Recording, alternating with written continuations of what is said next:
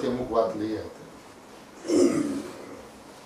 કે સૌથી પહેલી વાત તો એ છે કે આ કાળના વિશે ગુરુદેવનું ભરત ક્ષેત્રની અંદરમાં પદાર્પણ થવું, આ કાળનો જેમ પૂજ્ય બેનશ્રી કે છે એ એક અચંબો છે, એક આશ્ચર્ય છે, એક અછેરું છે. કારણ કે જે રીતે ભગવાન આત્માને એમને બતાવ્યું, આત્માની અનુભૂતિ કરીને જેટલી સરળતાથી આત્માને સ્પષ્ટ કર્યું, એ ખરેખર આશ્ચર્ય છે કે કોઈ સમર્થ તીર્થંકર પુરુષ હોય અને એની ઓમ ધ્વનિમાં આત્મા જેવો સ્પષ્ટ થાય એવો ગુરુદેવની વાણીની અંદરમાં આત્મા સ્પષ્ટ થાય છે. આપણી જવાબદારી એટલી છે કે આખી જીનવાણીની અંદરમાં અથવા તો ગુરુદેવની સમગ્ર વાણીની અંદરમાં બે રીતનું પ્રતિપાદન છે. પ્રતિપાદનની જે પદ્ધતિ જે હોય છે એના બે પ્રકાર છે. એક હોય છે પદાર્થની સિદ્ધિ, એટલે કે 6 દ્રવ્ય જે છે એમાં જીવ પદાર્થ છે. જીવ પદાર્થ કેવો છે કે ગુણ પર્યાય દ્રવ્ય કે ઉત્પાદ વય ધ્રુવ યુક્તમ સત, એવો એમ કે જીવ પદાર્થ છે, એટલે એ પદાર્થની સિદ્ધિ કહેવાય. અને બીજું છે પ્રયોજનની સિદ્ધિ, એટલે કે ભગવાન આત્મા કેવો છે જેને જાણવાથી આત્માની અનુભૂતિ થાય. બે વાત છે આખી જીનવાણીમાં, ક્યાંય ને ક્યાંય જીવ પદાર્થની સિદ્ધિ કરી છે અને કાં તો આત્માનો અનુભવ કેમ થાય એની વિધિ વિધાન બતાવ્યા છે. હવે જે પદાર્થની સિદ્ધિ છે એટલે કે ગુણ પર્યાય વત દ્રવ્યમ જે છે એ તો જીવે અનાદિકાળની અંદરમાં અનંત વખત નક્કી કરી, પણ એક પણ વખત પ્રયોજનની સિદ્ધિ એટલે કે હું પરમાત્મા છું એવા નિર્ણયપૂર્વક સમ્યક દર્શન એક પણ વખત કર્યું નથી. તો ગુરુદેવ જે મળ્યા છે ભાઈ, એ તો સમ્યક દર્શન કેમ થાય એની વિધિ ગુરુદેવે બતાવી છે. અને વિધિ છે ને ભાઈ બહુ સહેલી છે. એક પ્રસંગ કહું, એમ 2-3 છોકરા ગુરુદેવ પાસે ઊભા હતા અને ગુરુદેવને એવો પ્રશ્ન પૂછ્યો કે સાહેબ, અમને આત્મા બહુ ગમે છે અને આત્મા છોડીને અમારા જીવનમાં કંઈ જોતું નથી, મહેનત પણ ખૂબ કરીએ છીએ, એમ છતાં પણ આત્મા મળતો નથી, તો શું કરવું? જે સામાન્યપણે બધાની મૂંઝવણ. બરાબર છે, એક્ઝેક્ટલી. ગુરુદેવનો ઉત્તર એ હતો કે ભાઈ આત્મા છે ને બહુ સારો છે, ખૂબ સહેલાઈથી પ્રાપ્ત થઈ શકે એવો છે.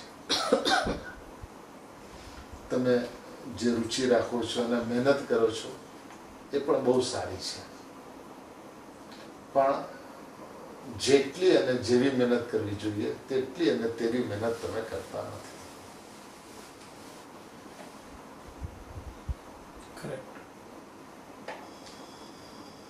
તો ગુરુદેવને જે આ ઉત્તર, આ પ્રશ્નનો ઉત્તર બીજી રીતે આપવો હતો, એટલે સામે ગુરુદેવે બીજો પ્રશ્ન પૂછ્યો એ 3-4 જણામાંથી એકને કે દેવ દર્શનની વિધિ શું છે, કે ભગવાનના દર્શન કરવાની વિધિ શું છે? બધા વિચારવા પડી ગયા, ગુરુદેવ આવો પ્રશ્ન કેમ પૂછે છે? ઠીક તો હશે ગુરુદેવને કંઈ કેવું હશે. એટલે એક જણે જવાબ આપ્યો કે સાહેબ, દેવ દર્શનની વિધિ તો એ છે કે જીન મંદિરમાં જઈને ચામડાની વસ્તુ જે કંઈ પણ હોય, ચપ્પલ, જૂતા, બૂટ, પાકીટ ઇત્યાદિ કાઢી લેવું જોઈએ. પછી સ્વચ્છ પાણીથી હાથ પગ ધોઈ લેવા જોઈએ. પછી મંદિરના પગથિયા ચડતા 3 વખત નિસહી નિસહી નિસહી, એટલે સંસારની સર્વ પ્રવૃત્તિનો ત્યાગ. નિસહીનો અર્થ થાય સંસારની સર્વ પ્રવૃત્તિનો ત્યાગ. એમ બોલતા બોલતા જીન મંદિરના પગથિયા ચડવા જોઈએ. પગથિયા ચડીને સામે જીનેન્દ્ર ભગવાન આવે, તેની સામે ઊભા રહી એના ગુણગાન ગાય, એની ભક્તિપૂર્વક વંદના કરીને 3 પ્રદક્ષિણા દેવી જોઈએ. આ જીનેન્દ્ર ભગવાનના દર્શનની વિધિ છે.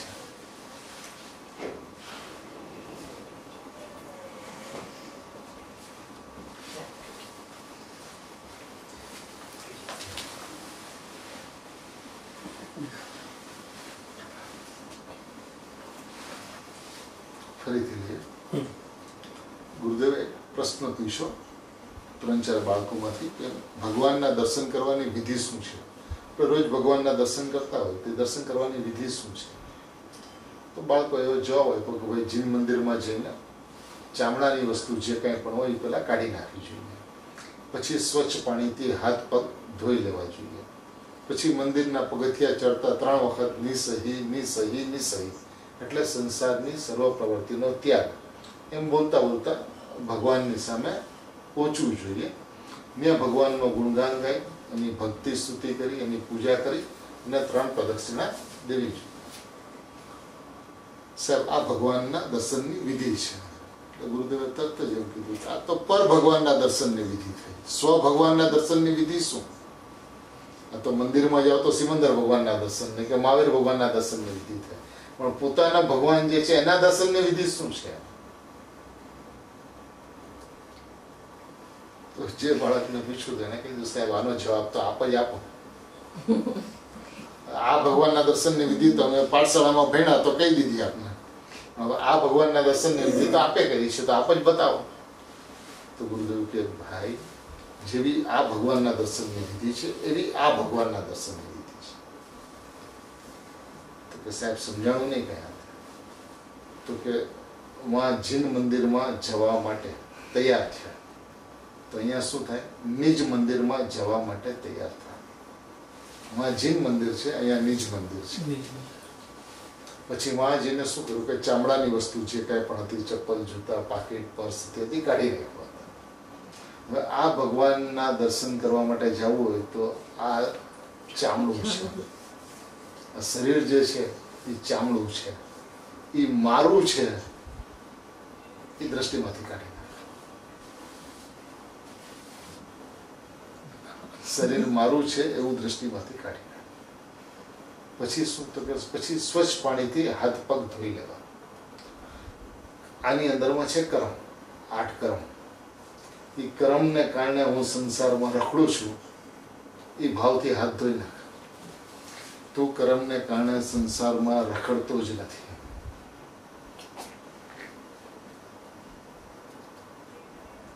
તું રખડે છે તારા રાગ દ્વેષ ભાવને કારણે. કર્મ તો જળ છે, કર્મ તો ભિન્ન દ્રવ્ય છે. કર્મને કારણે જીવ કેવી રીતે રખડે? કર્મ બિચારે કોણ? ભૂલમેરી અધિકારી. કર્મ કોણ છે તને રખડાવવાનું? ઠીક છે, કર્મથી હાથ ધોઈ નાખ્યા. ભાઈ કર્મને કારણે દુઃખી છું એવા ભાવથી હાથ ધોઈ નાખ્યા. પછી શું? તો કે નિસહી, સંસારની સર્વ પ્રવૃત્તિનો ત્યાગ. તો કે સંસાર શું છે? તો કે કુટુંબ, પરિવાર, વ્યાપાર, ઘર, ઇજ્જત, આબરૂ એ સંસાર નથી. પોતાના પરિણામની અંદરમાં પડે પડ જે રાગદ્વેષ ભાવ જે થાય છે એ સંસાર છે. એનો ત્યાગ. નિસહી એટલે સંસારની પ્રવૃત્તિનો ત્યાગ, એટલે રાગદ્વેષની પ્રવૃત્તિનો ત્યાગ. આ શરીર મારું નથી, એ નો કર્મનો ત્યાગ છે. કર્મને કારણે હું સુખી દુઃખી નથી, એ દ્રવ્ય કર્મનો ત્યાગ છે. અને ભાવ કર્મ એટલે રાગદ્વેષ ભાવનો ત્યાગ, એટલે એનો હું કરતા ધરતા નથી, એ ભાવ કર્મનો ત્યાગ છે. નો કર્મ, દ્રવ્ય કર્મ અને ભાવ કર્મ ત્રણેય જળ છે.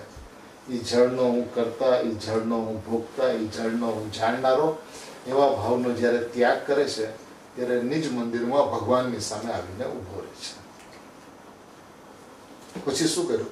તો કે જીનેન્દ્ર ભગવાનની સ્તુતિ કરી, જીનેન્દ્ર ભગવાનની ભક્તિ કરી, જીનેન્દ્ર ભગવાનની પૂજા કરી. તો અહીંયા શું કરે? તો કે નિજ ભગવાનની ભક્તિ કરે.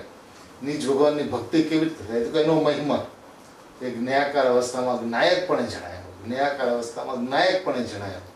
એ જ્ઞેય નથી જણાતું, એ જ્ઞાનાકાર પરિણામ નથી જણાતા, એ જ્ઞાયકપણે જણાયો છે. એમ હર પ્રકારે જ્ઞાયકની મહિમા કરે, જ્ઞાયક પ્રત્યેનો અહોભાવ કરે.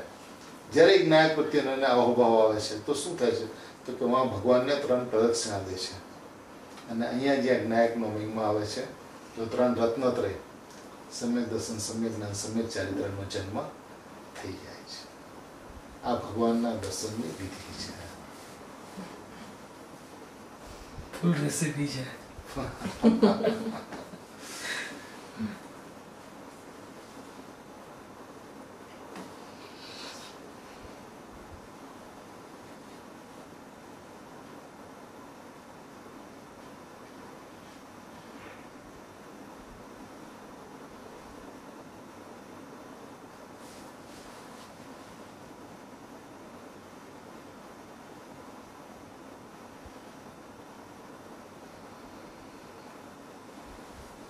તો આપણે એ વાત કરતા હતા કે પ્રયોજનની સિદ્ધિ એટલે એમ કે કોઈ પણ સમયે પોતાનું પ્રયોજન કેમ કરીને સિદ્ધ થાય, પોતાનો આત્માનો પરિચય કેમ થાય, આત્માનો અનુભવ કેમ થાય, એ પ્રયત્ન એને કરવો જોઈએ. એટલે સ્વાધ્યાય પણ એવો કરવો જોઈએ જે સ્વાધ્યાયની અંદરમાં પ્રયોજનની સિદ્ધિ થાય, જે સ્વાધ્યાયની અંદરમાં શુદ્ધાત્મા કોણ છે, આત્મામાંથી પણ શુદ્ધાત્મા કાઢે, દ્રવ્ય પર્યાય સ્વરૂપ વસ્તુમાંથી પણ નિશ્ચય કાઢે, અધ્યાત્મ કાઢે, આગમમાંથી અધ્યાત્મ કાઢે, પરમાગમમાંથી અધ્યાત્મ કાઢે, અને એ અધ્યાત્મની અંદરમાં જેવો પોતાનો ભગવાન આત્મા છે એના સ્વભાવને સમજે, એવા સ્વભાવને સાંભળે.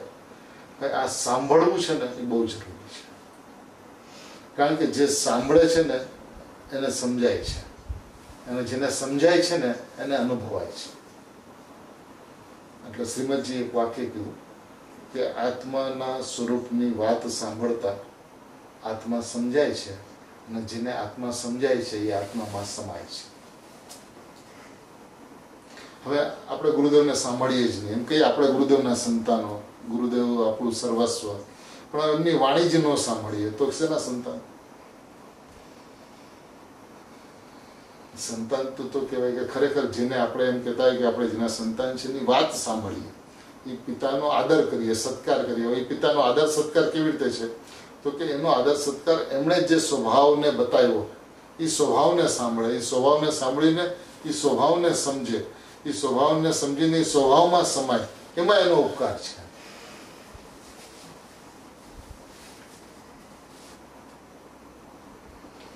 એક વખત એવો પ્રસંગ બન્યો ગુરુદેવ પાસે કે એક મધ્યપ્રદેશથી હિન્દી ભાષી ભાઈ આવ્યો અને એની સાથે 20-25 જણા બીજા પણ હતા, અને 320મી ગાથાનો વિષય ચાલતો. તો એમાં તો અકર્તા, અભોક્તા, અવેદકની ચર્ચા, જે સકલ નિરાવરણ, અખંડ, પ્રત્યક્ષ, પ્રતિભાસમયની ચર્ચા ચાલતી હોય. હવે એ ગુરુદેવનું પ્રવચન પૂરું થયું એટલે એ ભાઈ ગયા ગુરુદેવ પાસે અંદરમાં રૂમમાં. साहब आपका प्रवचन तो बहुत अच्छा था, लेकिन आपने व्यवहार की कोई बात नहीं करी, सारी निश्चय निश्चय की बात थी. तो क्या आएगा, अपने समय पे व्यवहार की बात आएगी, आप चिंता मत करो. सामना तत्व चर्चा में पाछू यानी कि साहब आप कल देखिएगा थोड़ा व्यवहार की बात आए हमारे साथ में. तो जो 20-25 लोग जन आए हुए हैं तो सबको कुछ बात समझ में आनी चाहिए. अब निश्चय की बात किसी को पल्ले नहीं पड़ती, तो आप व्यवहार की बात करो. बीजे दिवसे गुरुदेव के भगवान आत्मा जे छे એ નિશ્ચય છે, અને ભગવાન આત્માના લક્ષ્ય જે આત્માની અનુભૂતિ થાય છે, સમ્યક જ્ઞાન થાય છે, એ વ્યવહાર છે.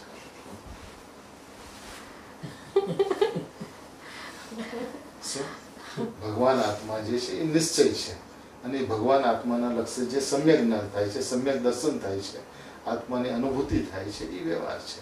એટલે જ્યાં એમ કે દ્રવ્ય પર્યાય આવ્યું, પ્રમાણ આવ્યું ત્યાં વ્યવહાર, અને જ્યાં શુદ્ધાત્મા આવ્યો ત્યાં નિશ્ચય. ઓલા ભાઈ તો વધારે મૂંઝવણમાં પડ્યો કે આ કેવો વ્યવહાર.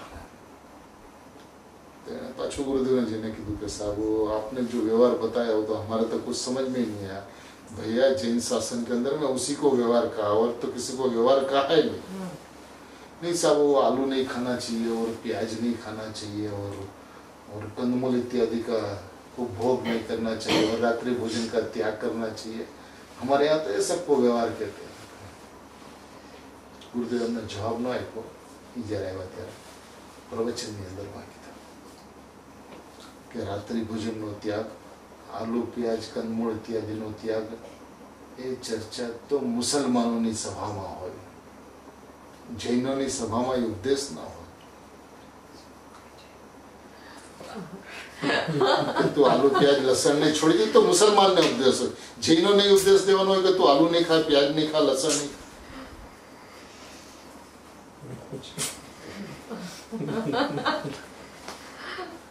ये व्यवहार છે એ તો સદાચાર છે, એ વ્યવહાર નથી. આલુ પ્યાજ લસણ ઇત્યાદि ન કરવો, રાત્રિ ભોજનનો ત્યાગ તો સદાચાર છે. સદાચાર છે એ સાચા આચાર. ગ્રહસ્થ માણસ સદાચાર કોને હોય? સદગ્રહસ્થને.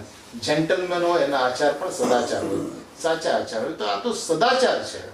આ કોઈ વસ્તુનું સ્વરૂપ થોડી ને છે.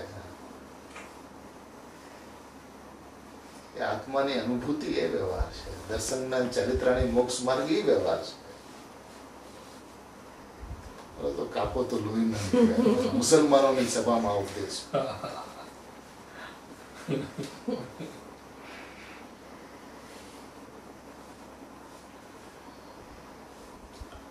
કે ભાઈ તને ખબર નથી કે આ આલુ પ્યાજ લસણ ઇત્યાદિનો તું ભોગની વાતો કરે છે, એના ત્યાગની ચર્ચા કરે છે. આ એક આલુ છે ને, એક આલુ ભાઈ, એની અંદરમાં કેટલી જીવરાશિ.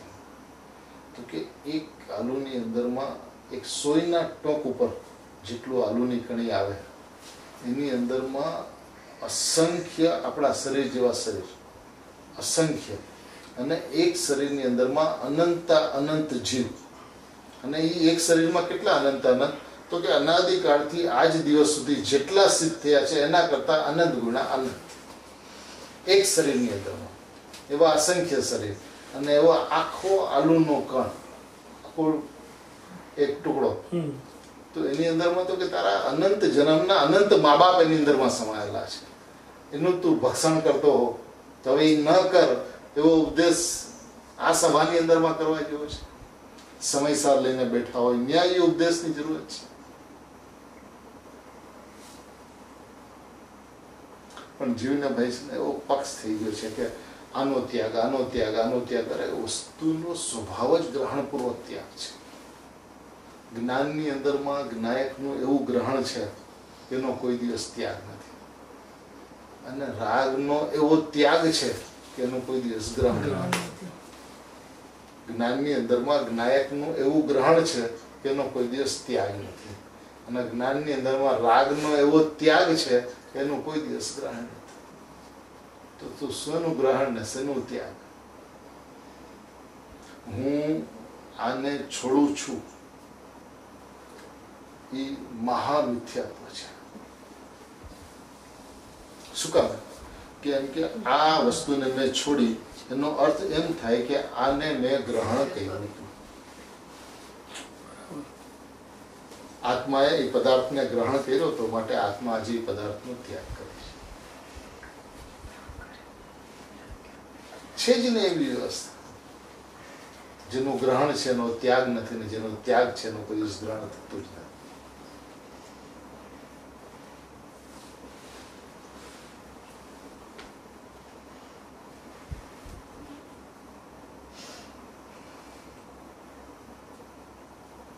એને એક વખત ભાઈ પોતાના દ્રવ્ય સ્વભાવનો મહિમા આવે ને કે અનંત ગુણાત્મક એક વસ્તુ છે. અનંત ગુણાત્મક એક વસ્તુ પરિપૂર્ણ ભગવાન પરમાત્મા છે. અનાદિ અનંત પરમાત્મા છે. એ પરમાત્મા થાવ, પરમાત્મા થાવ, પરમાત્મા થાવ. એ તો ઉપદેશના વચનો છે. તું પરમાત્મા છો એટલે ગુરુદેવ એમ કહેતા હું પરમાત્મા છું એમ નિશ્ચય કર, હું પરમાત્મા છું એમ નિર્ણય કર, હું પરમાત્મા છું એમ અનુભવ કર. એ વાત તો ખાલી એટલી છે કે હું પરમાત્મા છું એ નિર્ણય અને નિશ્ચય. એ ત્યાં આજ દિવસ સુધી નથી કર્યો એટલે અનુભવ થતો નથી.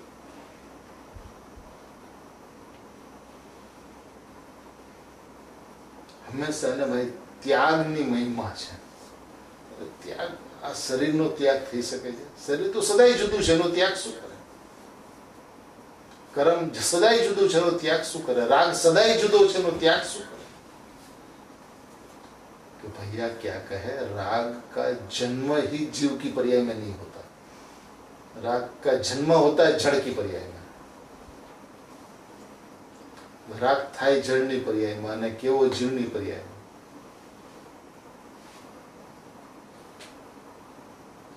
આખી બે ભિન્ન ભિન્ન દિશાઓ છે. ભાવ કર્મ કીધું, રાગને ભાવ કર્મ કીધું. ભાવ કર્મ એટલે જળ. દ્રવ્ય કર્મ, ભાવ કર્મ અને એનો વિષય નો કર્મ બધું જળ છે. 31 કરતા દ્રવ્યેન્દ્રિય, ભાવેન્દ્રિય એના વિષયો બધા જળના પરિણામ છે.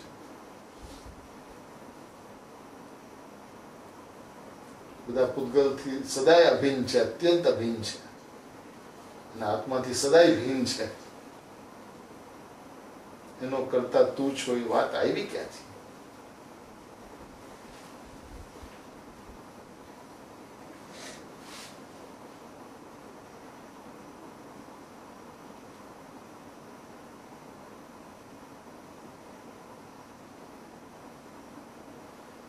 હંમેશા હવે પોતાને છે ને પામર માન્યો છે અને છે પરમાત્મા. પણ હવે દ્રવ્ય ઉપર દ્રષ્ટિ જતી નથી, ભગવાન આત્મા ઉપર દ્રષ્ટિ જતી નથી, એટલે દ્રવ્યના નિદાન ને સમજાતા નથી.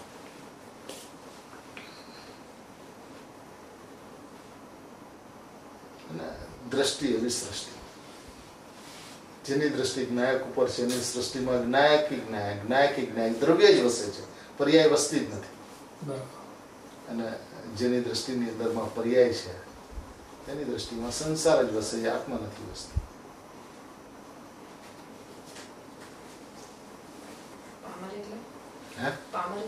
પામર એટલે ગરીબ. એ હંમેશા એને જેને પોતાનો સ્વભાવ નથી સમજાતો એ પામર રહે છે, ભિખારી રહે છે. એને મને આ જોઈએ છે, આ જોઈએ છે, આ જોઈએ છે, ભિખારી કોણ છે?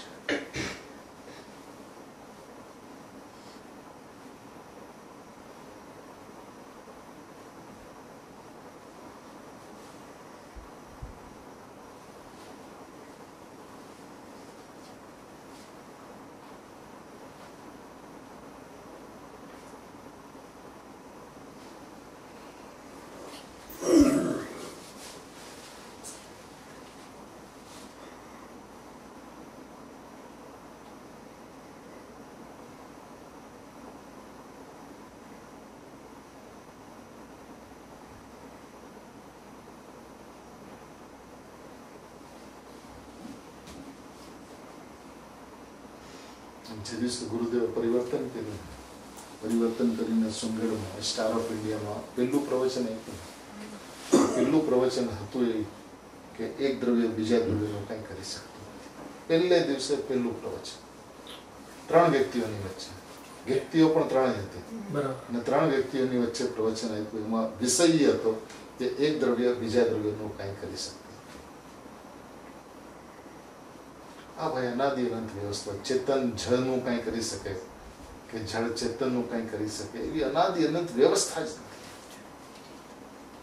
જે ઠીક છે ચેતન જળને કંઈ કરે નહીં, પણ જળને જાણે તો ખરો ને.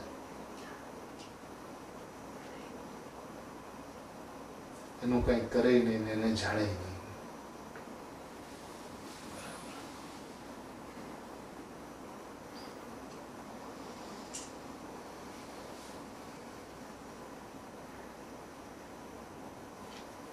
એક એક પરમાણુની કેટલી સ્વાધીનતા છે. એક પરમાણુ બીજા પરમાણુને અડતો નથી, સ્પર્શતો નથી. પગ જમીન ઉપર મૂકીને ચાલે છે તો કે પગ જમીનને અડતા નથી. હવે આ વાત કોને બેસે, કોને સમજે? તો જે પદાર્થની સ્વતંત્રતા અને સ્વાધીનતાને સમજે એને વાત બેસે. કારણ કે જમીનના પરમાણુ જમીનમાં છે ને પગના પરમાણુ પગમાં છે.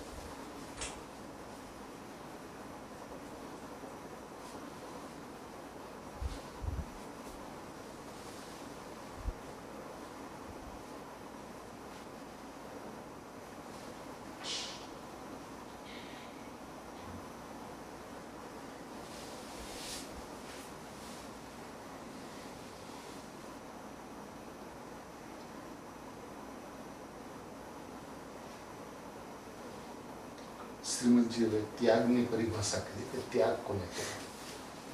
પર પદાર્થ સાથેનો તાદાત્મ અધ્યાસ નિવર્તવો એને શ્રીજી ત્યાગ કહે છે. પર પદાર્થ સાથેનો તાદાત્મ તત્પણાનો અભ્યાસ, એટલે હું અને શરીર એક છીએ, હું અને કર્મ એક છીએ, હું અને રાગ એક છીએ, એવા તત્પણાનો જે અધ્યાસ, એવો એના અનાદિકાળથી એવો ભાસ થઈ ગયો છે કે બંને એક છે. આ શરીર મારું ને હું શરીરનો, હું કર્મને કારણે દુઃખી ને કર્મને કારણે સુખી, પાપનો ઉદય હોય તો દુઃખી ને પુણ્યનો ઉદય હોય તો સુખી, એવો એના અનાદિકાળનો અધ્યાસ થઈ ગયો છે. એનાથી નિવર્તું એને શ્રીજી ત્યાગ કહે છે. પર પદાર્થને છોડવાનું નામ ત્યાગ નથી, એની સાથેના તત્પણાના અધ્યાસથી નિવર્તું. આ મારું છે ને હું એનો કરતા છું એ ભાવથી નિવૃત્તિ, એનું નામ ત્યાગ છે.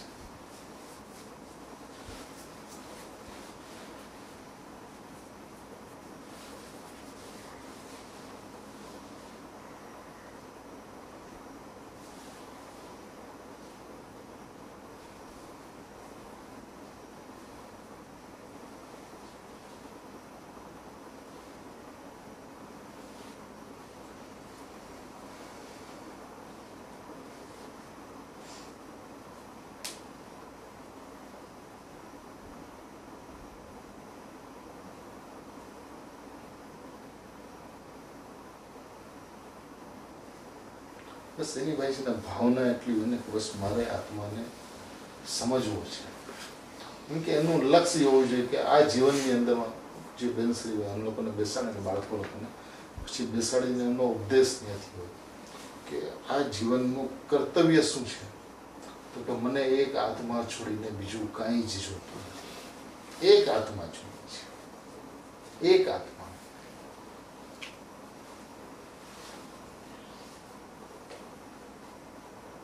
એટલે એમ કે હાલવું ચાલવું ખાવું પીવું ઉઠવું બેસવું બધાની અંદરમાં એક આત્મા છોડીને બીજું કઈ ઉર્ધ્વ હોવું જ ન જોઈએ. જેમ લૌકિકની અંદરમાં પૈસા જોઈએ છે તો એ 24 કલાકની અંદરમાં કેટલા કલાક એની પાછળ ગાળે છે. એક વખત ગુરુદેવને એવો પ્રશ્ન પૂછ્યો કે સાહેબ અમારી આટલી મહેનત પછી આત્મા શું કામ નથી મળતો? ગુરુદેવનો ઉત્તર આપ્યો કે ઘરની અંદરમાં કોઈનો વિરહ થઈ જાય તો રોવું આવે છે. માં ચાલી જાય, બાપ ચાલ્યા જાય, દાદા ચાલ્યા જાય તો રોવું આવે છે, રોવે છે. હા, અનાદિકાળથી ભગવાન આત્માનો વિરહ છે તો ક્યારે રોવા આવ્યું છે આત્માના અભાવ અને મારો આત્મા ક્યાં એનો વિરહ પડ્યો છે ને તેના પરિણામની અંદરમાં તો એના વિરહની અંદરમાં રોવું આવે છે. રાતના સફાળો ઉભો થઈ જાય છે કે મારો આત્મા ક્યાં. અરે હજી આજ દિવસ સુધી મને આત્મા નથી મળ્યો. એવું એક વખત પણ થયું છે તમે? શું કામ જવાબ આપે આત્મા?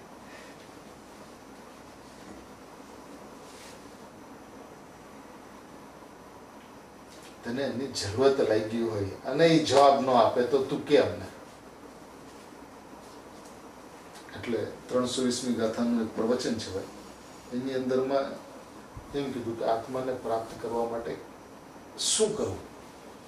તો કે જેટલી પુણ્યની રુચિ છે, જેટલી પુણ્યની રુચિ છે એટલે એમ કે સ્વાધ્યાયની રુચિ, ભક્તિની રુચિ, સ્તુતિની રુચિ, શુભ ભાવની દયા, દાન, વ્રત, ભક્તિ, પૂજાના પરિણામની જેટલી રુચિ છે, જેટલી પુણ્યની રુચિ છે એટલી રુચિ આત્માની હોય. એનાથી વધારે નથી જોતી ભાઈ આત્માના અનુભવ માટે. જેટલી રુચિ પુણ્યની હોય એટલી રુચિ જો આત્માની હોય અને પછી આત્મા ન મળે તો અમારી પાસે આવજો.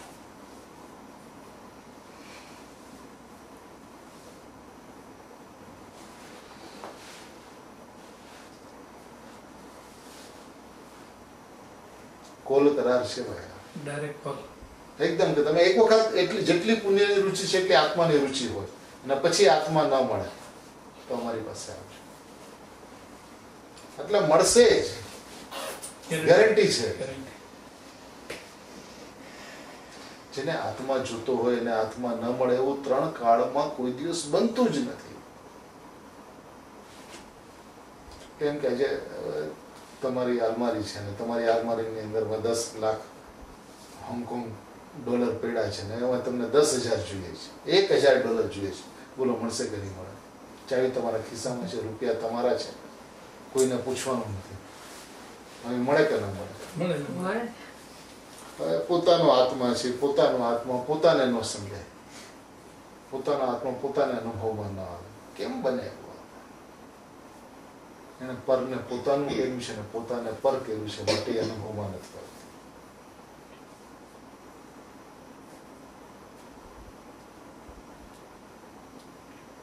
કારણ કે ભાઈ છે ને આમાં કસાઈની મંદતા કરે અને આત્મા મળી જાય એવું નથી. શુભ ભાવ એ પણ કસાઈની મંદતા છે, કસાય છે, ધર્મ નથી. ધર્મ એટલે મને યાદ છે ભાઈ કે પહેલી વખત સુનગઢની અંદરમાં 6-7 વર્ષની ઉંમરમાં બેનશ્રીબેન પાસે બંને બેઠા ને તો બંને બહેનો બેઠા હતા અને એને ધર્મની વ્યવસ્થા બતાવી કે ધર્મ કેમ પ્રાપ્ત થાય, ધર્મ કેવી રીતે પ્રાપ્ત થાય? તો કે વસ્તુનો સ્વભાવ તે ધર્મ છે. ત્યાંથી એમને શરૂઆત કરી. શું? વસ્તુનો સ્વભાવ તે ધર્મ છે. હવે કોઈ પણ પદાર્થ હોય એ પદાર્થનો ધર્મ વસ્તુથી જુદો ન હોય.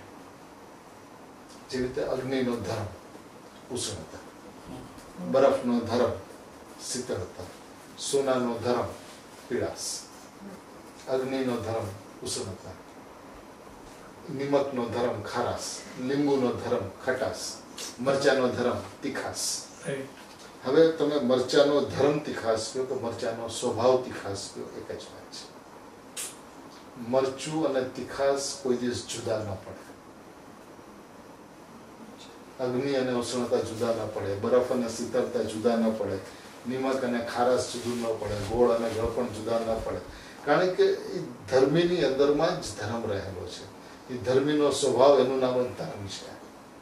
તો ધર્મ ધર્મીથી જુદો ન હોય તો આત્માનો ધર્મ શું છે?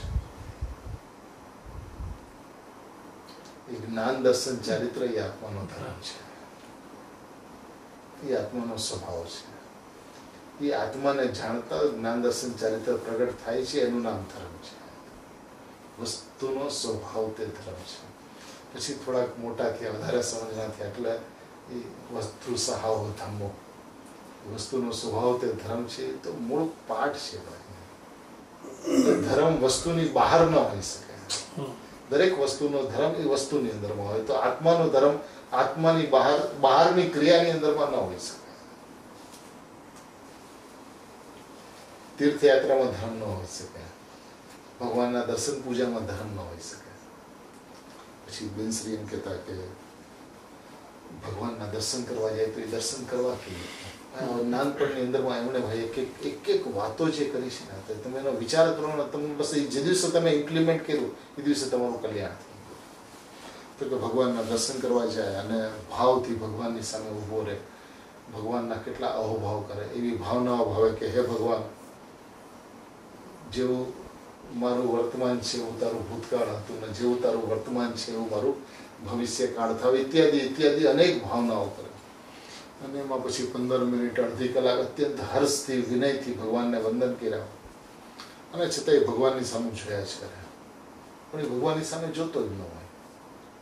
એ ભગવાનની સામે જોયે તો એને ખબર પડે કે હું આ કલાક વારથી ભગવાનના દર્શન કરું છું, પણ ભગવાન તો મારી સામે જોતા જ નથી. તો કે તો ભગવાન શું કરે છે? તો કે ભગવાન પોતાની સામે જોવે છે.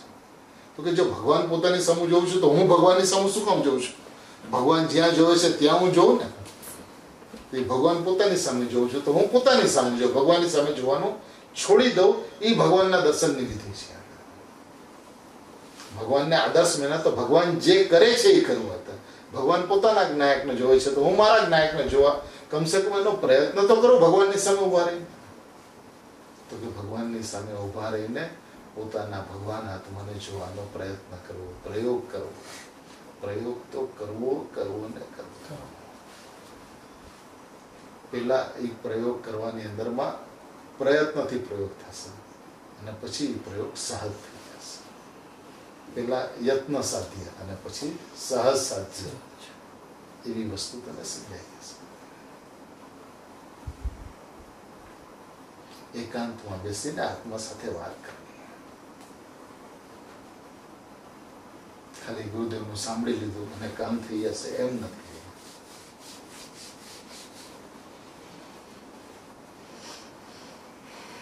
કારણ કે ગુરુદેવ કોણ છે? એક વખત કોઈ પૂછ્યું, કોઈ બાળક કે માતાજી ગુરુદેવ કોણ છે? તો કે જો અમે નાના હતા ને પછી ગુરુદેવ પાસે જઈએ, રાજકોટમાં ચોમાસું હોય કે અમરેલીમાં ચોમાસું હોય કે અમે જઈએ ગુરુદેવ પાસે, અને પછી બધાને આવીને ગુરુદેવ વિશે વાત કરે. અમારા ગુરુદેવ કેવા છે? તો કે અમારા ગુરુદેવ તો સુંદર છે, અમારા ગુરુદેવ તો રૂપાળા છે, અમારા ગુરુદેવ તો શું લલાટ છે, શું કપાળ છે, શું તેજ મારતો એમના કપાટની લીલા છે, શું એમનો વૈભવ છે. સવારના 6 વાગે તો આખો ઉપાસ રહે, એકદમ એકડે ઠેઠ ભરાઈ જાય હતા. એનું પ્રવચન છૂટે તો લોકો વાવા કરતા હોય. બસ એ ગુરુદેવનો પરિચય અમે બધાને આપતા હતા. જ્યારે અમને અમારો આત્મા સમજાણો, અમને અમારો આત્મા અનુભવમાં આવ્યો, એટલે કે અમને અમારા ગુરુદેવ મળ્યા, ત્યારે ખબર પડી કે અમે જેને ગુરુદેવ કહીએ છીએ તો ગુરુદેવ છે જ નહીં. તો નાયક ગુરુદેવ જે છે એ ગુરુદેવ છે. આ તો અમે જેનું વર્ણન કરીએ છીએ તો શરીર અને બહારના વૈભવની ચર્ચા છે. સાચા ગુરુદેવ તો નાયક ગુરુદેવ છે. એ નાયક ગુરુદેવથી ગુરુદેવને ઓળખો, આ બાહ્ય વૈભવથી ગુરુદેવને ઓળખો. બરાબર. નાયક ગુરુથી ગુરુને ઓળખો.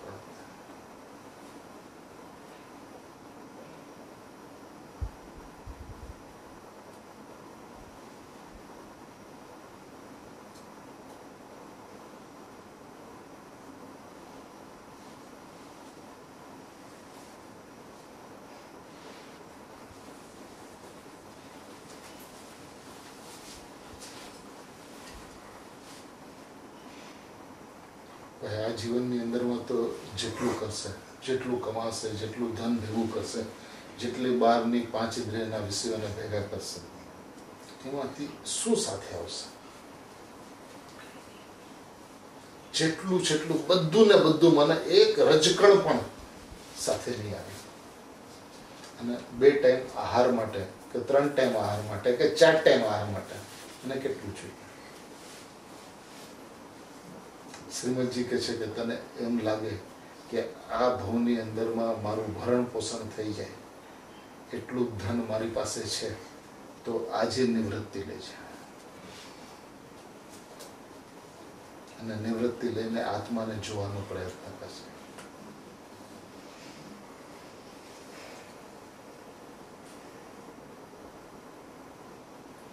હવે તો સમય એવો આવી ગયો છે કે પુણ્યથી પૈસા મળે છે એ શ્રદ્ધા પણ ખોવાઈ ગઈ. મહેનતથી પૈસા મળે છે એવી શ્રદ્ધા થઈ ગઈ. કે જે ખરેખર બહારનો જે વૈભવ જે કંઈ પણ મળે છે એ પૂર્વના પુણ્યને કારણે મળે છે. બરાબર. એ શ્રદ્ધા પણ આપણે મહેનત કરીએ છીએ, પુરુષાર્થ કરીએ છીએ, એટલે આપણે આટલું કમાઈએ છીએ. એટલે એમ કે એ પુણ્યથી ધન વૈભવ મળે છે એવી એક સામાન્ય વ્યવહાર શ્રદ્ધાથી પણ ગયો. એ બી ગઈ.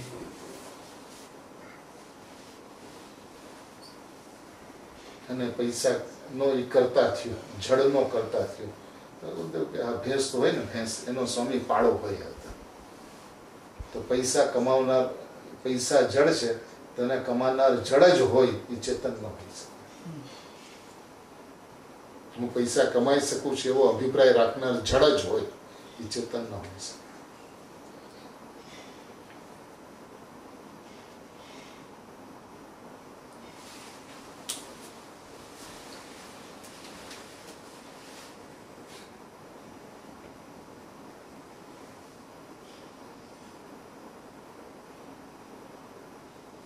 પુરુષાર્થ તો કરીએ જ છે ને કમાવા માટે. એ પુરુષાર્થ કરે છે એટલે એ કમાય છે, આટલા પૈસા આવે છે કે પુણ્યોદય છે તો આવે છે? પુણ્યોદય છે એટલે જ આવે છે. 110% પુણ્યનો ઉદય છે એટલે જ પૈસા આવે છે. એક જો મહેનત કરવાથી જો પૈસો આવતો હોય તો મજદૂર માણસો જે હોય, કુલી લોકો જે હોય, એ કેટલી મહેનત કરે છે? સવારથી લઈને રાત સુધી 16 કલાકની મહેનત કરે છે અને 2 ટંકના રોટલા નથી મળતા. અને એક વ્યક્તિ ટાટા, બિરલા કે અહીંયા જે પણ હોય હતા, એ અડધી કલાક ચેકબુકમાં સહી કરીને આખો દિવસ ગોલ્ફ રમે છે અને રોજના અબજો કમાય છે. પણ એનો મતલબ એમ નથી કે આપણે હાથ પર હાથ રાખીને બેસી જશું તો પુણ્યથી એમને પૈસો આવી જશે. એમનામ જ બેન આવે છે, હાથ ઉપર હાથ રાખીને પર બેસીને જોઈ જોયા. એ રીતે જ આપણે માન્યતા રાખતા હોઈએ તો પછી ધર્મ બી એમને જ થઈ જશે. એટલે હાથ રાખી રાખી હું ભગવાન આત્મા છું, એમાં ધર્મ એમ જ થઈ જાય છે. એટલે એની પુરુષાર્થનો મતલબ શું? પુરુષાર્થ એટલે શું? કંઈક કરવું એનું નામ પુરુષાર્થ છે. પ્રવૃત્તિ કાંઈ પણ હોય, પ્રવૃત્તિનો પ્રશ્ન નથી, પ્રવૃત્તિનો પ્રશ્ન નથી, પ્રશ્ન વૃત્તિનો છે. તમારી વૃત્તિ શું છે? તમારો અભિપ્રાય શું છે? તમારા અભિપ્રાયની અંદરમાં હું મહેનત કરું છું માટે પૈસા કમાઉં છું. એમ નથી કે દુકાને ન જાઓ, વેપાર ન કરો, એમ કહેવાનો મતલબ નથી. મતલબ એ છે કે તમારી વૃત્તિ અભિપ્રાયની અંદરમાં એમ છે કે હું મહેનત કરું છું માટે પૈસા કમાઉં છું, તો એ મિથ્યાત્વ છે. પણ જે આવે છે એ પુણ્યોદયથી જ આવે છે, એની મહેનતથી નથી આવતું. મહેનતથી આવતું હોય તો અંગૂઠા છાપની પાસે અબજો હોય છે અને MBA અને શું ભણેલા હોય એને 10,000ની નોકરી નથી હોતી એની પાસે.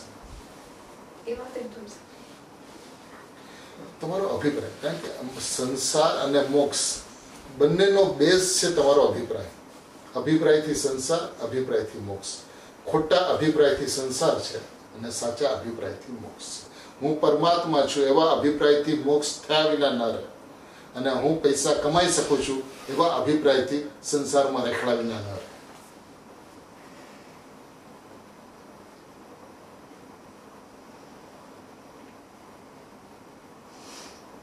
પુરુષાર્થ અને પ્રવૃત્તિ બંનેની વચ્ચે ફરક છે. ફરક છે. પુરુષાર્થ એટલે કાંઈ ન કરવું એનું નામ પુરુષાર્થ છે. જેવી રીતે શીતલબેન હોય, શીતલબેન એમ માને કે હું તો રીના છું, બરાબર, તો આ એનો ઊંધો પુરુષાર્થ છે. અને શીતલબેન એમ માને કે હું શીતલબેન છું, તો આ સવળો પુરુષાર્થ છે ને, અનંતો સવળો પુરુષાર્થ છે. શું કામ અનંતો સવળો પુરુષાર્થ છે? કે બાકી વિશ્વની કરોડો અબજો જે બીજી બહેનો દીકરીઓ છે એના પણ એને પોતાને ન માન્યું. વધારે એક્ઝામ્પલથી સમજાવું કે આજે શીતલબેન હું છું એમ નક્કી કરવા માટે વિશ્વમાં નીકળ્યા. પેલા અહીંથી ગયા અમેરિકામાં એક વ્યક્તિઓને પકડી ગયા. બિલ ક્લિન્ટન, હિલરી ક્લિન્ટન છે એવું નથી, મિસિસ બુશ છે એવું નથી, આ હું નથી એમ કરીને આખા અમેરિકાની જેટલી મહિલાઓ હતી બધાની પોતામાં નાસ્તી એને સિદ્ધ કરી. આની નાસ્તી. પછી અમેરિકાથી લંડન ગયા, બ્રિટનમાં ગયા, ત્યાં બધાથી નાસ્તી સિદ્ધ કરી. પછી ઇન્ડિયા ગયા, 120 કરોડને એક લેડીઝોને પકડીને સિદ્ધ કર્યું કે આવું નથી, હું આ નથી. એમ અનંતની નાસ્તીમાં એકની અસ્થિ સમાય છે. એ અનંતની જે નાસ્તી જે સિદ્ધ કરી એમાં એકની અસ્થિ સિદ્ધ થશે. અનંતની નાસ્તીમાં એકની અસ્થિ સિદ્ધ નથી થતી, પણ એકની અસ્થિમાં અનંતની નાસ્તી સિદ્ધ થાય છે.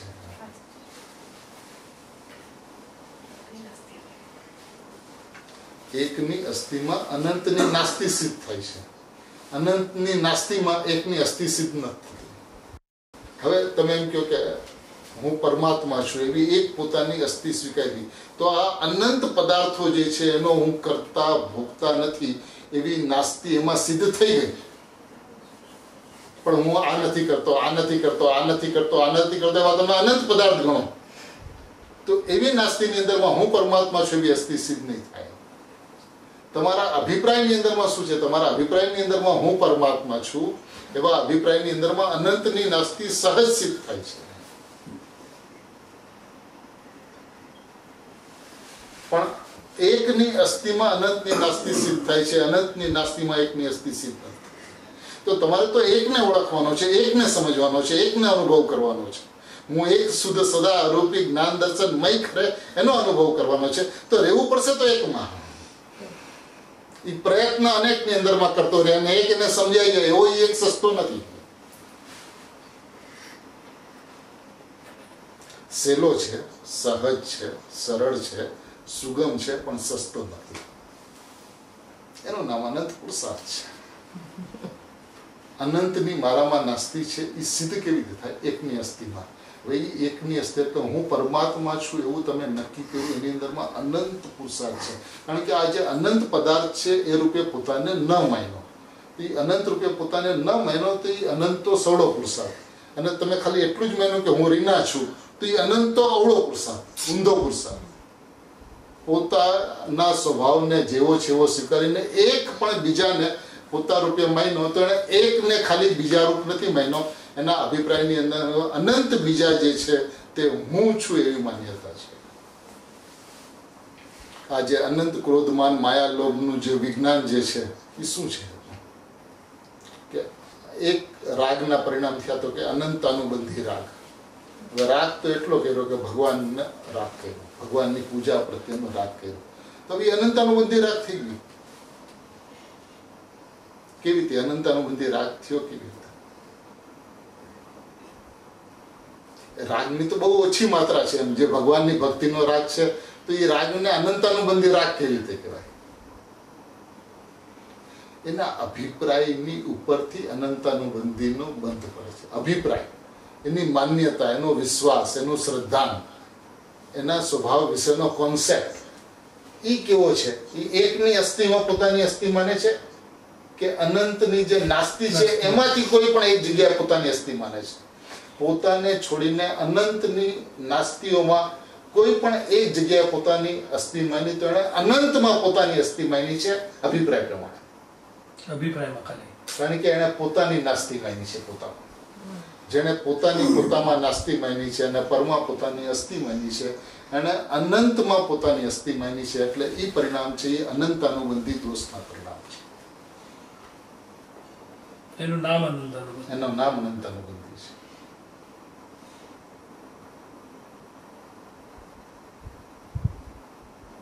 અને ભાઈ અનુભવ જે છે ને, અનુભવ એની પરિભાષા જે છે કે એકની અસ્થિ, પોતાનો ભગવાન આત્મા છે એક છે, એ એકની અસ્થિ અને એ અસ્થિની મસ્તી, એનું નામ અનુભવ છે.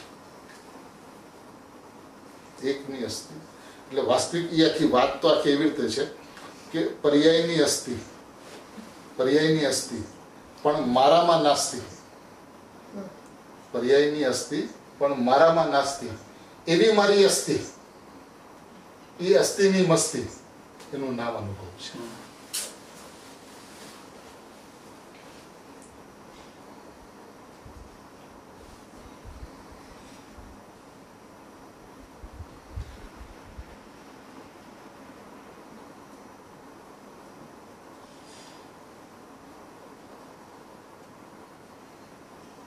ગુરુદેવને કોઈ પ્રશ્ન પૂછ્યું કે સાહેબ પુરુષાર્થ એટલે શું? તો કે સુગાનીજી એમ કીધું કે કરના સો મરના હૈ. પ્રશ્ન શું પૂછ્યો સાહેબ? પુરુષાર્થ એટલે શું? એનો ઉત્તર એ આપ્યો કે સુગાનીજી એમ કીધું છે કે કરના સો મરના હૈ. કાંઈ પણ કરવાનો અભિપ્રાય એ મરવાનો અભિપ્રાય છે. તો કે સાહેબ એટલે શું? તો કે કાંઈ ન કરવું એનું નામ અનંતો પુરુષાર્થ છું. એટલે એમ કે હું અકર્તા સ્વરૂપી ભગવાન આત્મા છું એવું માનવું એનું નામ અનંતો પુરુષાર્થ છે.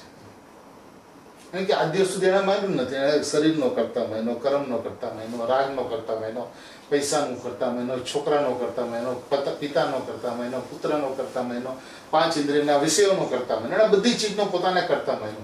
એટલે એ પોતે અકર્તા સ્વભાવી ભગવાન આત્મા છે એવું એને આજ દિવસ સુધી માન્યું જ નથી. તો એના અભિપ્રાયની અંદરમાં એકની નાસ્તી છે. જ્યારે એના અભિપ્રાયની અંદરમાં એકની નાસ્તી છે તો એની અસ્થિ એને કોઈ દિવસ સમજાતી જ નથી. અસ્થિ નથી સમજાતી તો એની મસ્તી નથી આવતી. મસ્તી નથી આવતી તો અનુભૂતિ નથી થતી. કારણ કે એકની અસ્થિની મસ્તી તો એ છે કે જ્ઞાયકપણે જણાય, એ અસ્થિની મસ્તી છે. અને એવું નથી સમજાતું એટલે સ્વરૂપ પ્રકાશન નથી.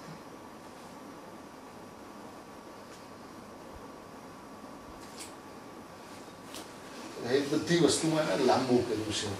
એ બધું એમ સમજે છે કે આ પ્રવૃત્તિની અંદરમાં મારું ઇન્વોલ્વમેન્ટ થાય તો કાર્ય થાય છે.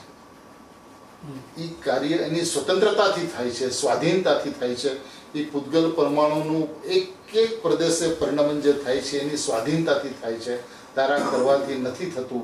એવું જે પદાર્થનું સ્વતંત્ર સ્વાધીન સ્વરૂપ જે છે એને આજ દિવસ સુધી બેઠું છે કે મારે એમાં સમય તો આપવો પડે ને. કાંઈ ન કરો તો પણ સમય તો આપવો પડે ને. જ્યાં આપવો પડે ને આપતો નથી, જ્યાં આપવાની જરૂરત નથી ત્યાં એમાંથી બહાર નથી આવતું.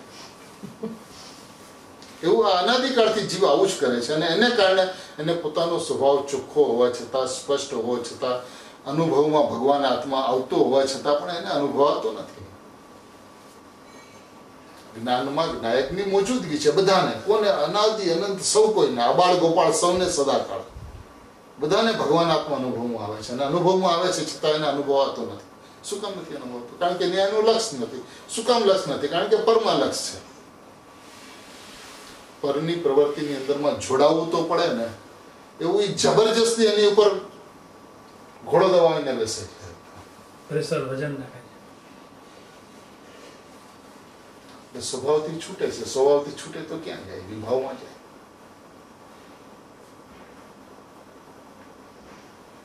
જો ભાઈ વિશ્વની વ્યવસ્થા શું છે? તમને હાથમાં વાગે તો તમે ડોક્ટર પાસે જાઓ કે ભાઈ પાટો બાંધો, બેન્ડેજ કરવું પડશે. તો એ બેન્ડેજ કરાવે તો બેન્ડેજ બાંધી દો. જ્યારે તમને વાગ્યું ત્યારે પાટો બાંધો આવી રીતે તમને હાથમાં સારું થઈ ગયું તો પાછા જાઓ ડોક્ટર પાસે તો એ છોડે, આમ છોડે. બંધાવાની વ્યવસ્થા કેમ છે? છૂટવાની વ્યવસ્થા કેમ છે?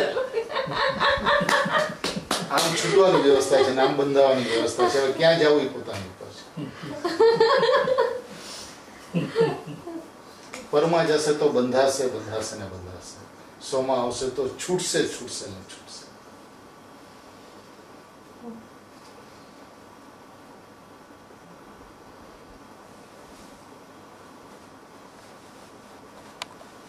અભિપ્રાયથી સંસાર છે, અભિપ્રાયથી મોક્ષ. પ્રવૃત્તિથી સંસાર મોક્ષ નથી. પ્રવૃત્તિ બધી ચાલુ રહે. પ્રવૃત્તિની અંદરમાં તમે બધું છોડી દીધું, બધું છોડીને સોંગડ બેસી ગયા તો મોક્ષ મળી જશે એવું નથી. પ્રવૃત્તિની અંદરમાં શું છે એની કિંમત નથી, વૃત્તિની અંદરમાં શું છે એની કિંમત છે. માન્યતામાં શું છે, વિશ્વાસમાં શું છે, જ્ઞાન શ્રદ્ધામાં શું છે. જ્ઞાન શ્રદ્ધામાં હું આત્મા છું ને આત્મા જણાય છે એવું છે કે અન્યથા કઈ છે, એની ઉપર સંસાર મોક્ષનો આખો બેસ છે.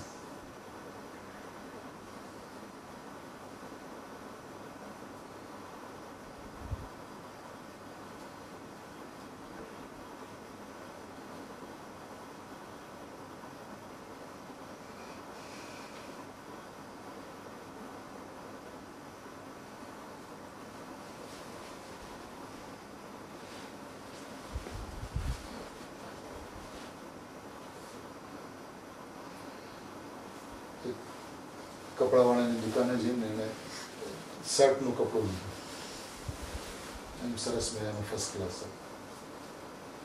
પછી દરજી પાસે ગયો તો ભાઈ તું આમાંથી શર્ટ બનાવી દે. દરજીએ માપ લીધું, માપ લઈને કપડું કાપવા માંડ્યો દરજી. તો કે કાપવા નહીં દો, તું મને એમનામ શર્ટ બનાવી દે. તો કે ભાઈ કાપ્યા વગર તો તારું શર્ટ બનશે નહીં. એના માપથી હું કાપીશ, પણ કાપીને પછી એવું સીવી દઈશ કે તને જે કાપવામાં જે એવું છે એ ક્યાંય પણ તને દેખાશે. સાંધ એવી થશે કે તને દેખાશે નહીં અને એ શર્ટ તને શોભશે. ના સાહેબ હું તો નહીં કાપવા દઉં. તો નહીં કાપવા દઉં, તારું કપડું લઈ જાય તું પાછું. જે કપડું કપાશે નહીં એ કપડું સીવાશે નહીં, અને જે કપડું સીવાશે નહીં એ કપડું શોભશે. શું કામ નહીં શોભે? કારણ કે સૌરાષ્ટ્ર કાઠિયાવાડની અંદરમાં આજના દિવસે પણ આખું જે કપડું હોય ને, જે કપાયેલું ન હોય, સિવાયેલું ન હોય, એ કપડું શું કામમાં આવે? કોઈ મરી ગયું હોય એને સ્મશાને લઈ જાય ત્યારે ખંભે, તો એ તો સ્મશાન જવાના કામમાં જ આવશે. એવી રીતે દ્રવ્ય અને પર્યાય સર્વથા જુદા છે. એવા બે ટુકડા નહીં કરે અને પર્યાયથી કથનચિત અભિન્ન એવું જ્ઞાન ક્યારેય નહીં થાય. પર્યાયથી સર્વથા રહિત છે એવા દ્રવ્યનું શ્રદ્ધાન કરશે તો પર્યાયથી કથનચિત અભિન્ન એવા ભગવાન આત્માનું જ્ઞાન થયા વિના નહીં રહે. એટલે એવી સાંદ એવી ગોઠવાઈ જશે કે અનુભવ થઈ જશે, સોવાઈ જશે. ભાઈ એકવાર તો બે કટકા કરી નાખે. દ્રવ્ય પર્યાય સર્વથા ભિન્ન છે, દ્રવ્ય પર્યાય ભિન્ન છે. ભાઈ દ્રવ્ય પર્યાય જે પર્યાય આત્માનો અનુભવ કરે છે, જે પર્યાયની અંદરમાં જ્ઞાયક જણાય છે, એ આત્માથી સર્વથા ભિન્ન છે. તો હવે આ કર્મની ને રાગની ને શરીરની ને પૈસાની ને વ્યાપારની વાત તો લાખો જોજન દૂરની છે, લાખો જોજન.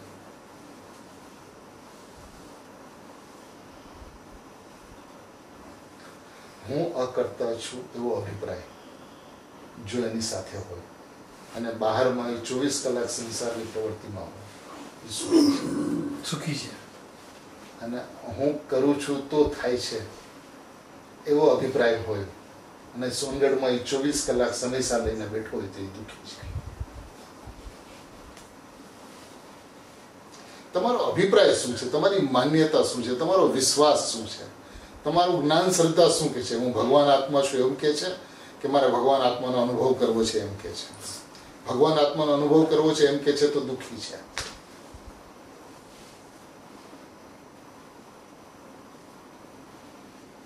ભગવાન આત્માનો અનુભવ કરવો એમ કે છે તો દુઃખી છે.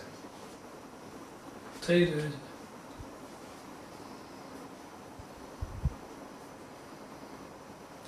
છે વાત આખી ક્યાંથી સમજે છે, કેવી રીતે સમજે છે, એની આ માર્ગની અંદરમાં કિંમત છે.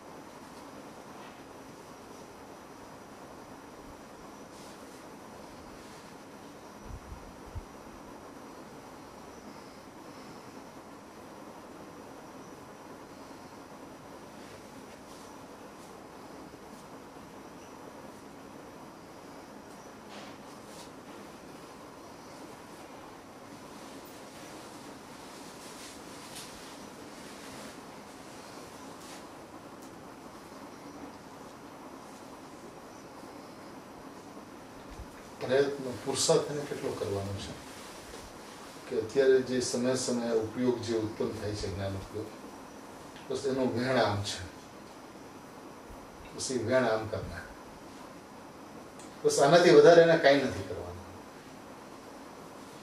હું પરમાત્મા છું ને પરમાત્મા જણાય છે, હું પરમાત્મા છું ને પરમાત્મા જણાય છે. અને અનુભૂતિ ન થાય, ના ભૂતો ન ભવિષ્ય.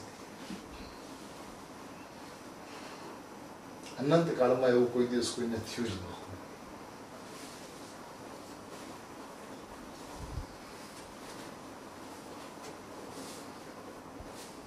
એ દ્રઢતા આપવી ઇટ્સ ડિફિકલ્ટ. એટલે સ્વાધ્યાય વગર એ દ્રઢતા આપવી ડિફિકલ્ટ. પરિચય તો કરવો પડે અને Yeah. જગતની અંદરમાં જે વસ્તુ આપણને જોઈએ છે એનો આપણે પરિચય કરીએ એટલે છીએ. એમને હું ખાલી તમને- બોલ્યા કરીએ કે હા, હું એની કોઈ કિંમત જ નથી. એની કોઈ કિંમત કિંમત નથી. એ તો સમજણથી વાત થવી જોઈએ. માર્ગ સમજણનો છે, એકદમ. માર્ગ બોલવાનો નથી.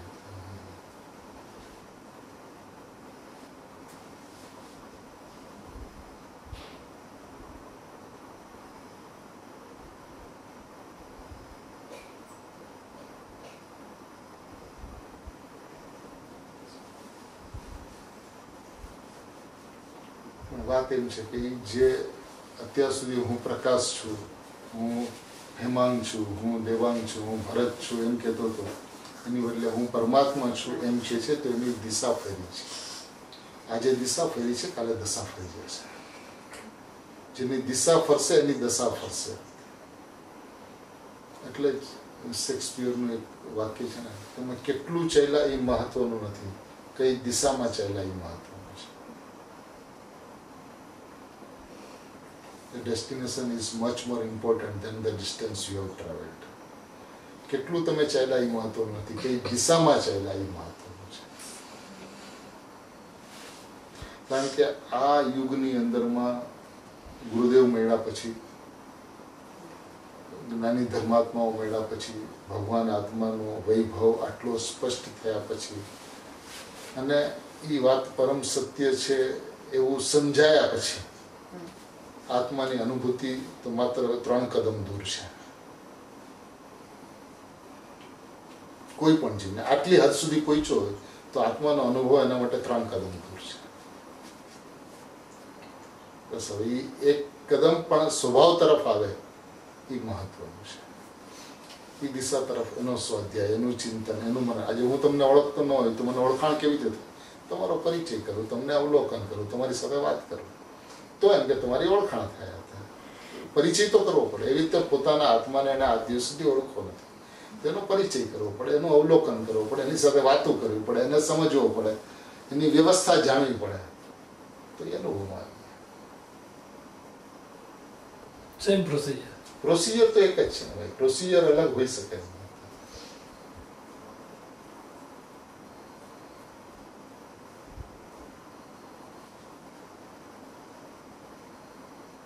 દર્શન જ્ઞાન ચારિત્રનો મતલબ શું?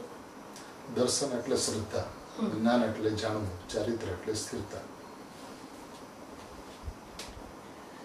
આત્માની અંદરમાં 2 પ્રકારના ઉપયોગ ઉત્પન્ન થાય છે, દર્શન ઉપયોગ અને જ્ઞાન ઉપયોગ. દર્શન ઉપયોગનું કામ છે દેખવું, જ્ઞાન ઉપયોગનું કામ છે જાણવું. દર્શન ઉપયોગ દેખે છે, જ્ઞાન ઉપયોગ જાણે છે. હવે દેખવાનો બીજો અર્થ થાય છે શ્રદ્ધા. શ્રદ્ધા અને જ્ઞાન. શ્રદ્ધાની અંદરમાં માનવાનું હોય, જ્ઞાનની અંદરમાં જાણવાનું હોય. માનવાનું શું હોય તો કે હું કોણ છું, કે હું પ્રકાશ છું, કે હું ભગવાન આત્મા છું, કે હું પણ હું ક્યાં છે, એ શ્રદ્ધા છે. અનાદિકાળથી શ્રદ્ધા એવી છે કે આ શરીર રીતે હું છું. એની બદલે આજના દિવસે શ્રદ્ધા એવી થાય કે હું જ્ઞાયક છું, હું પરમાત્મા છું, હું ભગવાન આત્મા છું. તો એની શ્રદ્ધા ફેરી, શ્રદ્ધાની દિશા ફેરી. હજી અનુભવ નથી થયો પણ શ્રદ્ધાની દિશા ફરી ગઈ, કે જે અનાદિકાળથી અનંત વખત આ શરીરની અંદરમાં એણે પોતાપણું માન્યું હતું, એની બદલે જ્ઞાયક આત્માની અંદરમાં એણે પોતાપણું માન્યું હતું, હું પણ માન્યું. અને એ શ્રદ્ધાનો વિષય એવો છે કે એ છે ને હંમેશા સર્વસ્વને સ્વીકાર કરે. સર્વસ્વ એટલે એની અંદરમાં 100%.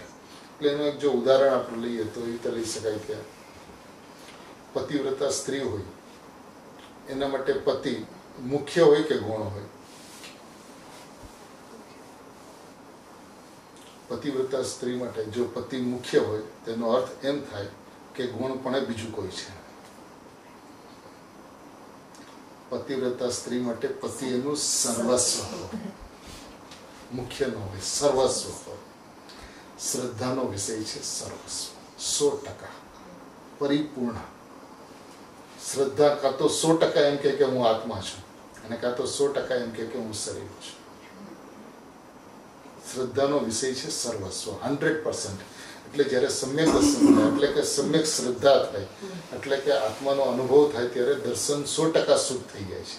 શ્રદ્ધા છે ને એ 100% શુદ્ધ થઈ જાય છે. એટલે જ્ઞાનીની શ્રદ્ધા અને સિદ્ધ પરમાત્માની શ્રદ્ધા બંને સરખી છે. બંનેની 100% શ્રદ્ધા શુદ્ધ થઈ છે. એટલે શ્રદ્ધાના વિષયની અંદરમાં જ્ઞાની કે સિદ્ધ ભગવાન એની વચ્ચે કોઈ આતરો નથી. અને જ્ઞાન એટલે જાણવું. તો જાણવું, હવે આત્માની અંદરમાં જાણવું થાય છે. કોનું જાણવું થાય છે? કે પોતાના આત્માનું જાણવું થાય છે. હવે પોતાના આત્માનું જાણવું થાય છે, એ આત્માને જાણવું, એનું નામ સમ્યક જ્ઞાન છે. શ્રદ્ધા હું આત્મા છું એવો વિશ્વાસપૂર્વક, જ્ઞાન હું આત્મા છું એવું જાણે, તો એ સમ્યક દર્શન અને સમ્યક જ્ઞાન થયું. ત્યારે આત્માની અંદરમાં જેટલી લીનતા થઈ, આંશિક લીનતા થઈ ચોથા ગુણસ્થાનમાં, તો એ સમ્યક ચારિત્ર છે. એટલે દર્શન જ્ઞાન ચારિત્રાણી મોક્ષ માર્ગ. એટલે આ સમ્યક દર્શન, સમ્યક જ્ઞાન, સમ્યક ચારિત્ર જે છે એ મોક્ષ માર્ગ છે. મોક્ષની પહેલી સીડી છે.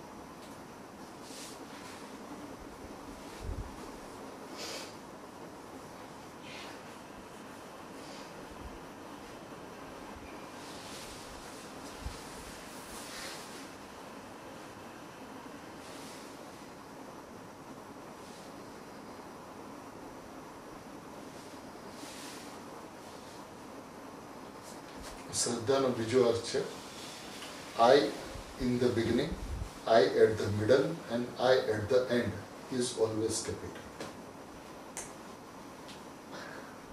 કોઈ પણ જગ્યાએ તમે આઈ નો શબ્દ પ્રયોગ કરો, આઈ શબ્દનો વપરાશ કરો તો એ હંમેશા કેપિટલમાં જ લખાય. કોઈ સેકન્ડ થર્ડ એબીસીડીમાં ન લખાય, હંમેશા પહેલી એબીસીડીમાં લખાય. I is always capital. એમ કે હુંની વાત આવે ત્યારે એ શરૂઆત હોય, મધ્ય હોય કે અંત હોય, બસ એ હંમેશા કેપિટલ, એ સર્વસ્વ જ હોય. જ્ઞાનની અંદરમાં મુખ્ય ગુણ હોય, શ્રદ્ધાની અંદરમાં સર્વસ્વ હોય. શ્રદ્ધાની અંદરમાં હેય ઉપાદય હોય, જ્ઞાનની અંદરમાં મુખ્ય ગુણ હોય. શ્રદ્ધાની અંદરમાં શુદ્ધાત્મા છે એ ઉપાદય છે અને પર્યાય છે એ હેય છે. જ્ઞાનની અંદરમાં જ્ઞાયક મુખ્ય છે, તો કે 7 તત્વ છે એ કોણ છે? મુખ્ય ગુણ જ્ઞાનમાં હોય, હેય ઉપાદય શ્રદ્ધામાં હોય. શ્રદ્ધામાં સર્વસ્વ હોય. જ્ઞાનની અંદરમાં એમ કહેવામાં આવે છે કે સ્વપર પ્રકાશક જ્ઞાન છે. તો એ જ્ઞાન સ્વ અને પરનો પ્રકાશક છે. એટલે શું જ્ઞાન પરને જાણે છે કે નથી જાણતું? સ્વપર પ્રકાશકનો અર્થ આપણે એવી રીતે કરીએ છીએ કે સ્વપરનું જાણવું. પણ જ્ઞાનનો સ્વભાવ જ એવો છે કે એ પરને જાણતું જ નથી. કેવી રીતે? કે જ્ઞાન છે ને એ અમૂર્તિક છે, અને અમૂર્તિક જ્ઞાન જેને પણ જાણે છે એને વેદનપૂર્વક જાણે છે. વેદનપૂર્વક જાણે છે એટલે શું? તો કે આ એર, હવા જે છે, હવા એ અમૂર્તિક છે, એટલે આંખથી દેખાય એવી ચીજ નથી. તો એને આપણે જાણીએ છીએ કે આ ઠંડી હવા છે કે આ ગરમ હવા છે. તો કેવી રીતે જાણીએ છીએ? સ્પર્શ થાય છે, એનું વેદન થાય છે. તે વેદનપૂર્વક ખબર પડે છે કે આ ઠંડુ છે કે ગરમ છે. એવી રીતે જ્ઞાન જે છે ને એ અમૂર્તિક છે. તે જ્ઞાન અમૂર્તિક આત્માનું જે જાણવું જે થાય છે એ વેદનપૂર્વક જાણવું થાય છે. હવે જ્ઞાન પર પદાર્થની સાથે એટલે શરીરની સાથે જ્ઞાન તન્મય થઈ શકતું જ નથી. માટે જ્ઞાન શરીરને જાણતું નથી. હંમેશા શરીરની સાથે જ્ઞાન અતન્મય છે, એટલે શરીરને નથી જાણતું. અને જ્ઞાન જ્ઞાયકની સાથે સદાય તન્મય છે, અભિન્ન છે, કથનચિત અભિન્ન છે. તો જ્ઞાન જ્ઞાયકને સદાય જ જાણે છે. એ વાત છે છઠ્ઠી ગાથાની. જ્ઞાયાકાર અવસ્થામાં જ્ઞાયકપણે જે જણાયો, જ્ઞાયાકાર અવસ્થામાં જે આ સિમંદર ભગવાન જણાય છે એવી જ્ઞેયના આકારે થયેલી અવસ્થા છે, એ અવસ્થામાં જ્ઞાયકપણે જણાય, જ્ઞાયક જણાય છે, જ્ઞેય નથી જણાતું. કોઈને જ્ઞેય જણાતું જ નથી. આ બધાને ભગવાન આત્મા જણાય છે, જણાય છે ભગવાન આત્મા, અને માને છે ભગવાન જણાય છે. એ એનું અજ્ઞાન છે, એ એનો સંસાર છે.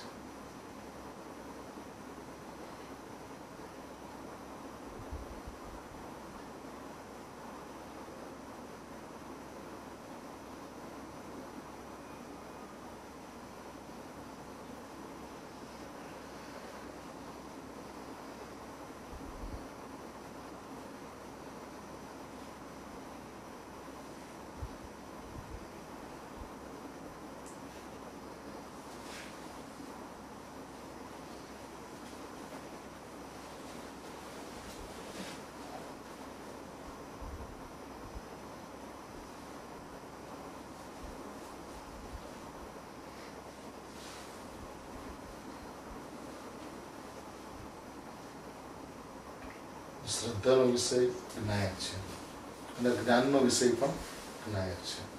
શ્રદ્ધા અને જ્ઞાન બંનેનો વિષય એક છે, પર્યાય બે છે, સમય એક છે.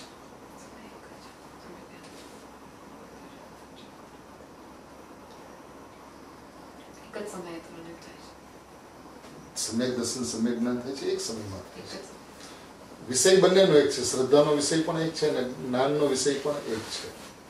બંનેનો વિષય એક હોવા છતાં શ્રદ્ધામાં એકનું માનવું છે અને જ્ઞાનમાં બેનું જાણવું છે. શ્રદ્ધામાં હું જ્ઞાયક છું એવું એકનું અહમ છે, એકનું માનવું છે, અને જ્ઞાનની અંદરમાં દ્રવ્ય પર્યાય સ્વરૂપ આત્માનું જાણવું છે. માનવું એકનું અને જાણવું બેનું એવી અંતરંગ વ્યવસ્થા છે. એટલે જ્યારે અનુભવ થાય છે ત્યારે દ્રવ્ય પર્યાયનું જ્ઞાન થાય છે, એટલે દ્રવ્ય પર્યાય સ્વરૂપ આત્માનું જ્ઞાન થાય છે.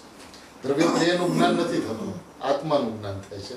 પણ એ આત્મા કેવો છે તો કે દ્રવ્ય પર્યાય સ્વરૂપ આત્મા છે. એ અનુભવની અંદરમાં તો બસ આનંદ આવે છે, બસ એટલો જ આત્મા. પછી અનુભવમાંથી બહાર આવે એટલે ખબર પડે એ આનંદ આવ્યો તો એ ચાલ્યો ગયો, એટલે એ પર્યાય ચાલી ગઈ, એટલે પર્યાયનો વ્યય થઈ ગયો, એટલે પર્યાય ગઈ અને દ્રવ્ય રહી ગયું, એટલે એને દ્રવ્ય પર્યાયનું જ્ઞાન કહેવામાં આવે છે. શ્રદ્ધાને એકનું અને જ્ઞાન બે. પણ એકનું શ્રદ્ધાન થયા પહેલા બેના જ્ઞાનને જે આગળ કરે છે એને એકનું શ્રદ્ધાન થતું જ નથી.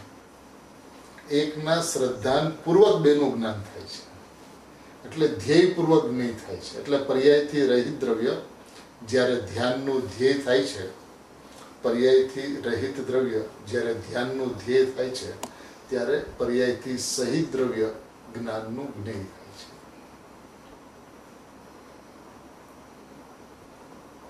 જ્ઞાનની અંદરમાં ભગવાન આત્મા જણાય છે, પર્યાયથી સહિત દ્રવ્ય છે એ જણાય છે. ક્યારે? જ્યારે પર્યાયથી રહિત દ્રવ્ય ધ્યાનનું ધ્યેય થાય છે ત્યારે. ધ્યેય એટલે શ્રદ્ધા, ધ્યેય એટલે શ્રદ્ધેય, અને ધ્યાન એટલે શ્રદ્ધા. જ્યારે શ્રદ્ધાની અંદરમાં શ્રદ્ધેય એનું લક્ષ્ય બને છે કે હું પરમાત્મા છું, ત્યારે ભગવાન આત્માનો અનુભવ થાય છે. એ ભગવાન આત્મા કેવો છે તો કે દ્રવ્ય પર્યાય સ્વરૂપ છે. જ્ઞાન બેનું થાય છે, શ્રદ્ધાને એક.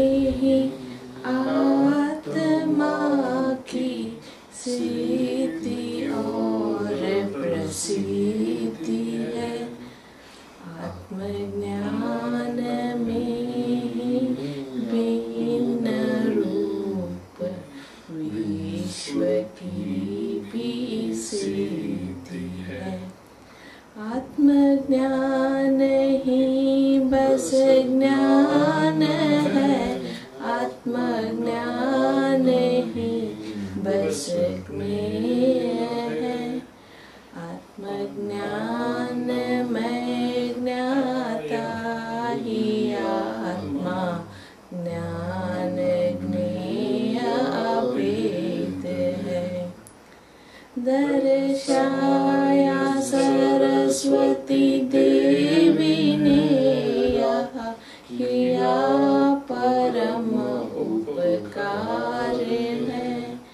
निज भाव में सिर होमा वंदना अविकार है।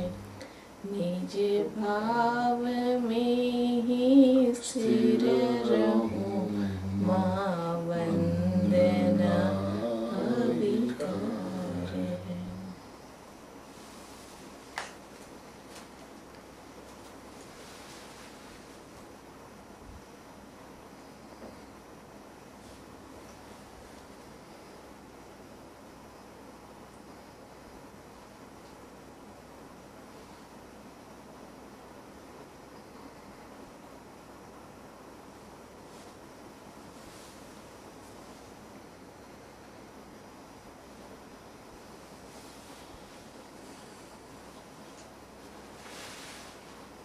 વિદેયનાથ સિમંદર ભગવાનનો જય હો। ઋષભદેવ ભગવાનથી મહાવીર પર્યંત 2400 તીર્થંકર ભગવાનનો જય હો। દેવશાસ્ત્ર ગુરુ ભગવાનનો જય હો। ત્રિકાળવર્તી પંચ પરમેશ્વરી ભગવાનનો જય હો। ભૂતકાળના રાજેન્દ્ર, વર્તમાનના યોગીન્દ્ર અને ભાવિના જિનેન્દ્ર એવા કહાન ગુરુ દેવનો જય હો। परम सनातन दिगंबर जैन धर्मनो जय हो। सर्वज्ञानी धर्मात्माओनो जय हो। निज कारण समयसार ध्रुव आत्मदेवनो जय हो।